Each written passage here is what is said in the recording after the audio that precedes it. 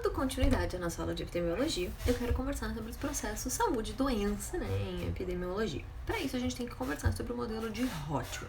O modelo de Rothman é um modelo que tenta explicar a ocorrência de doenças. O que o modelo nos diz? Que toda patologia tem uma variedade de causas que podem levar à ocorrência da patologia.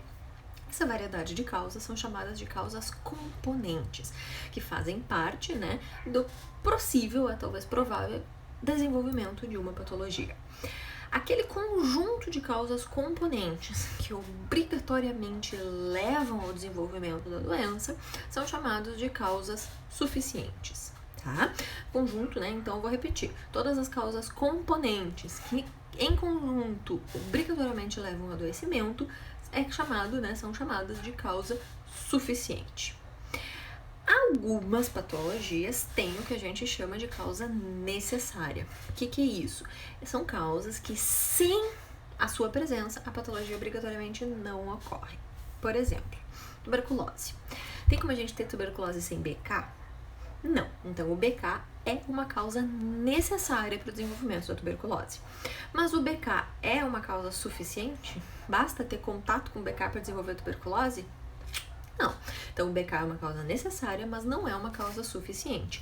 Dentro das causas suficientes da tuberculose, vai ter o BK, vai ter suscetibilidade individual, vai ter uma série de outros fatores que, em conjunto, vão levar ao desenvolvimento da tuberculose. É um conjunto que formam as causas suficientes, que, neste caso, a gente tem o que a gente chama de causa necessária. Muitas patologias não têm causa necessária. O conhecimento, das causas componentes de um adoecimento. O que são as causas suficientes para esse adoecimento? E se há ou não, e quais são a causa necessária para esse adoecimento? São extremamente importantes em pelo menos duas situações. Uma delas é a atuação preventiva. Porque se a gente conhece o que é a causa necessária de uma doença, por exemplo, tuberculose e BK, a gente tira o BK, a gente não tem adoecimento. Que mágico! Isso vale para tudo. E também vale para medicina do trabalho, A gente quer estabelecer nexo causal, A gente quer saber se determinado adoecimento tal não está relacionado com o trabalho. O conhecimento de causa componente, causa suficiente, causa necessária nos ajuda a fazer o raciocínio, por exemplo, da classificação de Schilling, que nos ajuda a enquadrar como doença ocupacional ou não e facilitar o estabelecimento do nexo causal. Quem tá na epidemia vai ver isso bem depois, Quem tá vendo esse vídeo da medicina do trabalho vai ver, já tem algum conhecimento sobre isso. Mas eu friso que o conhecimento das causas são suficientes, componentes e necessárias, é extremamente importante para atuar preventivamente. Porque pra gente prevenir uma doença, a gente tem que saber o que causa essa doença, tá? No entanto, apesar do modelo de Rothman tentar nos ajudar a conhecer as causas da doença e, de certa forma, dar um peso, digamos assim, entre suficiente e necessário para o adoecimento, ele ajuda muito pouco em termos de peso de causas para o adoecimento. Para isso, surgiu na epidemiologia ao longo da nossa história os modelos explicativos de adoecimento. Esses modelos explicativos de adoecimento, cada qual da sua maneira, que agora eu vou abordar melhor, eles tentam auxiliar, aquilo que a gente conheça qual é a relação que existe entre essas causas componentes, como que elas se interrelacionam e tentar identificar qual é o peso que essas causas têm para facilitar a nossa atuação preventiva em cima delas, Em outras palavras, os modelos explicativos de doença, que até então basicamente a gente tem três, o ecológico, a rede de causas e o modelo sistêmico, que eu já vou explicar agora, eles tentam qualificar as causas da doença para que a gente consiga dar um peso para essas causas e tentar atuar melhor preventivamente em cima da ocorrência de doenças. O primeiro modelo que eu quero conversar com vocês é o modelo ecológico. O modelo ecológico é uma tríade, entre agente, ambiente e hospedeiro. O modelo ecológico diz, que quando existe um equilíbrio entre essas três componentes, agente, ambiente e hospedeiro, o adoecimento não ocorre. O adoecimento ocorreria quando tem algum desequilíbrio, Por exemplo, o ambiente está favorecendo o desenvolvimento do ambiente, ou o hospedeiro tem alguma suscetibilidade individual, ou o agente está mais patogênico ou em alguma quantidade maior, Quando tem um desequilíbrio da tríade, digamos assim, aí aconteceria o adoecimento. O modelo ecológico surgiu lá no início do século XX, foi muito popular, nesse período, e ele realmente é interessante para explicar doenças infecto-contagiosas, Agora, para doenças crônicas não transmissíveis, ele é muito ruim, nos ajuda muito pouco, né? E foi um modelo muito criticado ao longo do século XX, porque começaram a desenvolver, né, começaram a aparecer na nossa população as doenças crônicas não transmissíveis. E o modelo ecológico nos ajuda muito pouco neste tipo de adoecimento. Surgiu, então, né, o segundo modelo que eu quero conversar com vocês, que é o modelo da rede de causas. Rede de causas, desculpa, são causas que se interrelacionam, digamos assim, no surgimento da doença. E as causas são classificadas em proximais ou distais. Ui, perdão. As proximais são causas mais relacionadas ao indivíduo. Questões genéticas, hábitos de vida, né? Fatores realmente individuais, né? Relacionados ao indivíduo.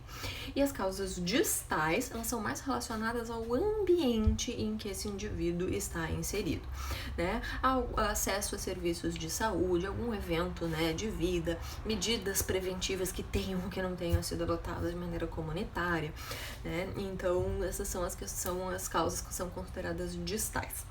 O conhecimento de causas proximais e causas distais, né, na rede de causas, é relativamente importante quando a gente vai pensar em modelos estatísticos, porque quando a gente vai jogar, né, fazer um modelo multivariado com todas as variáveis, né, de exposição e de desfecho, a gente acaba colocando no modelo primeiro as proximais e depois as distais, né?